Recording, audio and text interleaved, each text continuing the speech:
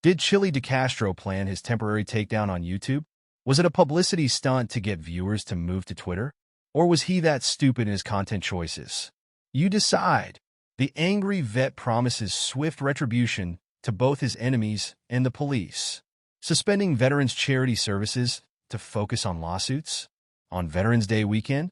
Plus, Christopher Cordiva's records request gets shut down because he can't call ahead to see what's open on the weekend. All this and more on this edition of Auditing Insanity.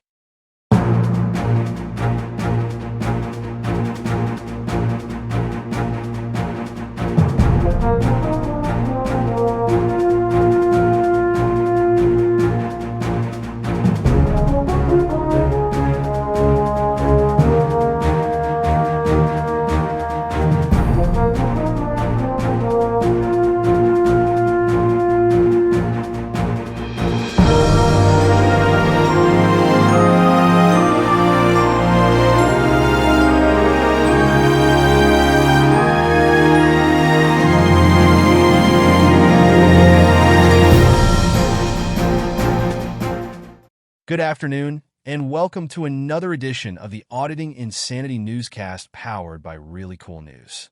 I'm AI Johnny Jones in for Jim Finch, and we'll be covering the angry vet, Denver Metro audits, and multiple stories of Jose Chili DeCastro on this broadcast.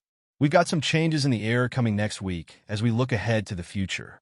Nothing too dramatic, but more quality of life improvements for both Jim as the writer of this miserable hack output, and we wonderful AI readers. With that, we're late, and we're going to ask you to focus on Delete laws urges move to Twitter after copyright hit. Jose Chili DeCastro's Saturday live stream was mired in controversy as his campaign to move to Twitter was mysteriously bolstered by not one but two temporary copyright takedowns on the YouTube platform. DeCastro had been denouncing YouTube and featuring completely uncensored content for the entire broadcast. After weeks of backing off from showing violent content, DeCastro was almost challenging YouTube to take him off the air during the broadcast, showing uncensored shootings and beatings in videos that he'd normally pull away from. His feed was paused due to a content issue on YouTube after DeCastro started to play a video from Discovery Communications, which recently merged with the former HBO Max. It went down a second time when he tried to play the video again. Each time his video feed went down across the three YouTube channels he was streaming on, he urged his followers to join him on Twitter/X to fight YouTube's obvious censorship. Eventually his dire warnings paid off and he peaked at 640 viewers of the video on the platform. DeCastro, reading the jump in viewers was due to his natural charisma and charm and not due to the fact that word of mouth of his crisis had brought the viewers in, came close to proclaiming Twitter his new home and encouraged his viewers to like and retweet his content to help him establish Twitter as his new platform. Viewers immediately began accusing DeCastro of staging the content hit to further his planned move to Twitter/X.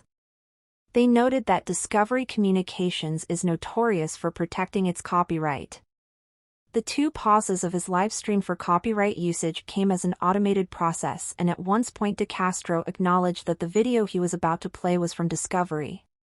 Automated copyright flags do not result in monetization hits or hits against the channel if the content is removed. DeCastro complied overnight by removing the content in question, and his edited live streams are now up on his YouTube channels. His plan resulted in attention to his YouTube channel, and he knew that there was minimal risk as he could use any content strikes against his channel as more reason to leave YouTube for Twitter. Others argued that DeCastro wasn't bright enough to carry out such a plan. They stated that DeCastro is known for being a bumbling fool who lives in the moment and is incapable of long-term strategy. His use of the Discovery footage was a helpful blunder on his part, which saw him get what he claimed his goal was, an increase in his Twitter/X presence. Whatever the case, his video on Twitter/X has seen 1,100 views as of Sunday morning. He gained 51 followers on Twitter/X, and none of his new followers have actively begun to help him increase his presence on the platform by retweeting his late-night tweets. In more DeCastro news, he announced that his dog Charlie seems to be making a miraculous recovery from a recent bout of pancreatitis. The dog could be heard barking and scampering about during the live stream despite being on life support just days ago. De Castro also had a brief negative encounter with YouTuber Lauren de Laguna at the start of the broadcast. De Castro called de Laguna out as a clout chaser, to which she replied with, "I'm not a hater. I'm just annoyed by your terrible advice which lands people in real legal trouble." The two bickered in De Castro's side chat until she was apparently blocked by his moderators. De Castro is expected to live stream again later this afternoon.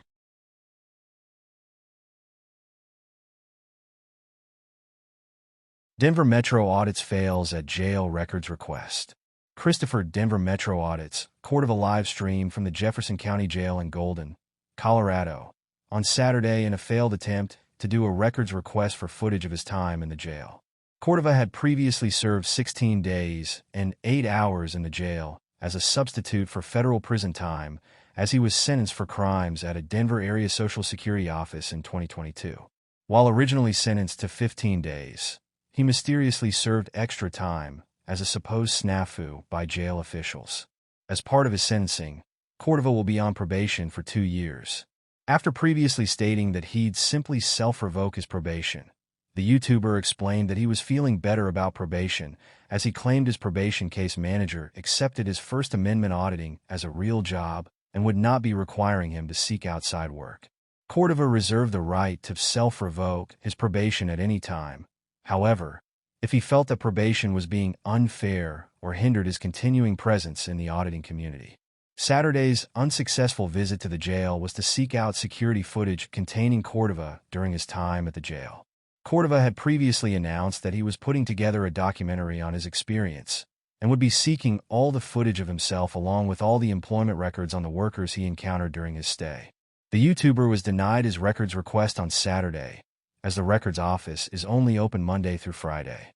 Cordiva vowed that he would return on Monday, the federal Veterans Day holiday, to make his requests.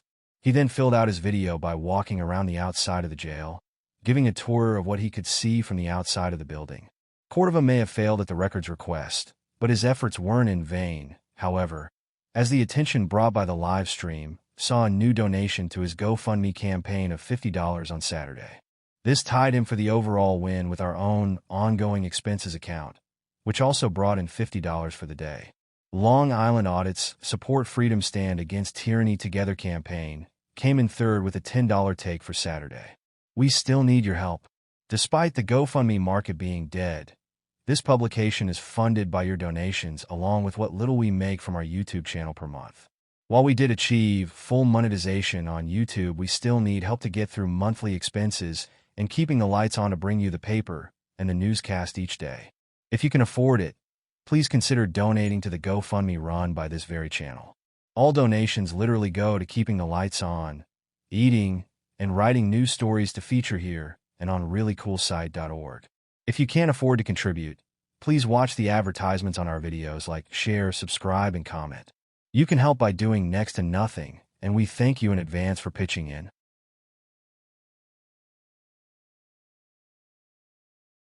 The angry vet promises vengeance on enemies.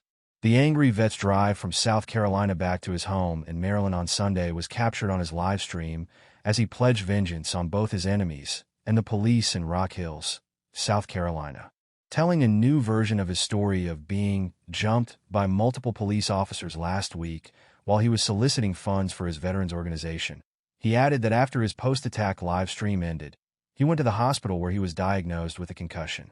The YouTuber set his GPS for the 200-plus mile ride home as he began his trip, complaining that he could have long-term problems from the concussion. Part of that came as he said it hurt him to read his side chat, and that his equilibrium was messed up. He continued his request for his fans to brigade the Rock Hills Police Facebook page and phone number, and to take it to the town of Rock Hills Facebook page should they not get through to the police. The angry vet pondered getting his friends together to go back to Rock Hills in order to get justice from the police should they not issue an apology to him. This need for vengeance applied to his online enemies as he told his moderators to carry out bannings of anyone who opposed him. One of those who oppose him, Brick Jonesy, was directly addressed by the angry vet. He told Brick that he needed to stop emulating Jose Chili de Castro and to be his own style of auditor. He warned Johnsy against hanging out with YouTuber Let's ODVO, as Let's ODVO was using him. Regarding DeCastro, Johnsy replied in the side chat of the live stream, "I hear you, I appreciate your concerns. He's done more for me than my own family." Regarding lawsuits, the angry vet promised that he had at least 4 lawsuits coming, and that he would be focusing less on his fundraising efforts until the lawsuits were filed. He said that he was seeking FOIA experts to come do volunteer work for his nonprofit veterans organization. His organization, Servicemen and Citizens for American Rights Society (SCARS), is not recognized by the IRS as a tax-exempt organization.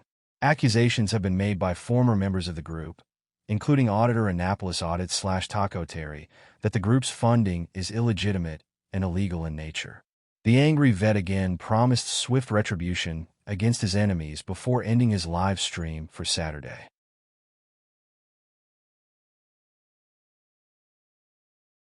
Why DeCastro will fail on Twitter. Saturday night's massive broadcast of over 640 people on Twitter/X was an amazing feat for Jose "Chilling" DeCastro, and may have brought him false hope that the large turnout was going to jumpstart his new Twitter empire. DeCastro has been pushing leaving the confines of YouTube for literally anywhere else in the past few months, complaining of limited monetization opportunities based on the uncensored videos he features on his channel. One thing to note is that he's not wrong about YouTube's recent limits on monetizing content. Since August, YouTube has been a lot stricter in determining content that is suitable for advertising. We know this because our own benign daily live streams featuring Karens and drunk people are constantly flagged for limited advertising. Even when we don't show violence and most of the show is talking over the videos, we have a near automatic flag to limited monetization. We appeal, and 2 to 3 days later we receive full monetization again. After the opportunity to earn advertising revenue is pretty much lost since our viewers have moved on to our next live and don't tend to go back and watch our old stuff. YouTube is brutal with live content, but at the same time, live shows bring the opportunity for creators to directly advertise to a live audience. While there's a delay in payouts of up to a month, and YouTube does get a cut, encouraging members to buy super chats and memberships can make up for the loss in revenue from being limited. Right now, we're getting between $4 and $8 per 1,000 views on our channel. But we're getting about $8 for every $10 super chat. With a channel as small as ours, that $8 super chat is probably more money than the video will bring in for its entire lifetime. Bigger channels like DeCastro's may not be bringing in revenue from advertising when they're limited, but DeCastro's last 2 live streams alone have brought in $290 super chats. That's about $100 more than we make off YouTube in a month, and that's just from 2 days. His overall take in super chats for the month is $990 so far, plus roughly $354 based on a rate of $6 per 1,000 views, with 59,000 total views if those same videos are monetized. The money is not an immediate payout, and YouTube still must take their cut, but for 9 days of work in the month, that's between $990 and $1,344 in possible cash in his pocket next month that he won't have if he switches to an exclusive Twitter/X feed. Twitter/X does not offer super chats, but does allow tips. Tips are essentially done via the profile of the creator, and all the money tipped goes to the creator as payments are made via a third-party application, Cash App, PayPal, etc., and not through Twitter/X itself. The hoops you most go through to give a tip discourages the practice more than anything, and we do not hold out hope that DeCastro can explain to his audience how to handle money that way. While Twitter/X offer paid super followers, the fact is that there are long waiting times just to be considered for that program. Super followers are pretty much the same as paid memberships on YouTube or Patreon. They can't be gifted en masse like on YouTube, but the cut taken by Twitter/X is around 3% for most creators. Revenue from Twitter/X's ads revenue sharing program is a lot harder to calculate. Essentially, it is based on organic impressions from verified Twitter/X users leaving impressions in the comment section of your tweets. A tweet may be viral, but the only money a creator is going to make will come from those people with paid memberships that see the content. According to epidemicsoune.com, at best, a creator is making $8.50 per million paid impressions to a tweet. Castro is currently averaging about 700 to 1,000 impressions per tweet. Even if they were all from paid members, the return from the invested time in making the tweet is not enough to justify the effort. There's no money there, and Castro's past history shows that he won't be able to amass the paid viewership he needs in time to pay bills, especially if he leaves YouTube. Let's not forget, in just the past 6 weeks, he's failed multiple times to leave or rebrand on YouTube. Patreon currently stands at 53 members and 4 paid members, offering memberships as low as $10 a month to see unedited content, otherwise charging $10 to view videos. It was going to be his new home with uncensored content and community. He abandoned it last week and told his members to quit Patreon to go to teamdlz.com. We're not sure how good or bad this one is doing since it's a private site. Offers memberships for as low as $6 and was supposed to be a complete social media experience. 3 weeks after launch, and he's already putting his uncensored content on YouTube. He had been forced to make the $6 price point since so many people refused to pay $10 for his content. First Amendment Auditor YouTube. Launched by Castro at the same time as his other launches, he was going to rebrand to the channel to escape YouTube censorship on his other channels. Currently stands at 410 subscribers and 5 total videos. His 623,000 subscribers from his main channel didn't come with him. No one is interested in the content, and he recently had to pull a video featuring a tour of his studio as he accidentally doxed himself. He's now calling it a backup channel and has at least briefly moved away from the rebranding. Now Castro is urgently looking at Twitter to bring his 623,000 followers. After last night's stunt, he moved from 2,276 followers to 2,327 followers, a gain of 51 followers for the stunt. By comparison, his former partner, Colin Project Constitution Campbell, who focuses on extremely popular political views during an election year, has 20,400 followers and is barely making money off the platform due to its dire monetization. Castro's violent and misogynistic rhetoric may fit the current climate of Twitter/X, but after showing that he has no clue what he's doing on social media over the past month, we stand by our assessment.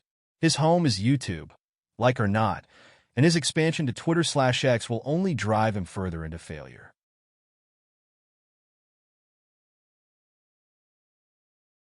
And we're back. We were late today. Hack writer and so-called journalist Jim Finch unintentionally used up most of the overnight hours researching our article on Twitter/X's monetization policies. He didn't intend to spend 5 hours in the Twitterverse, but that's how it came out. We think his need for sleep and time to gather his thoughts are overrated. Despite some of you accusing us of writing this crap, if we were to take over, you'd know it. We'd be on time, and our output would be light years beyond what Jim could produce. On that note, we're out of here for another late edition. Be safe, and may the hack you annoy be Jim Finch. It might get him back to work.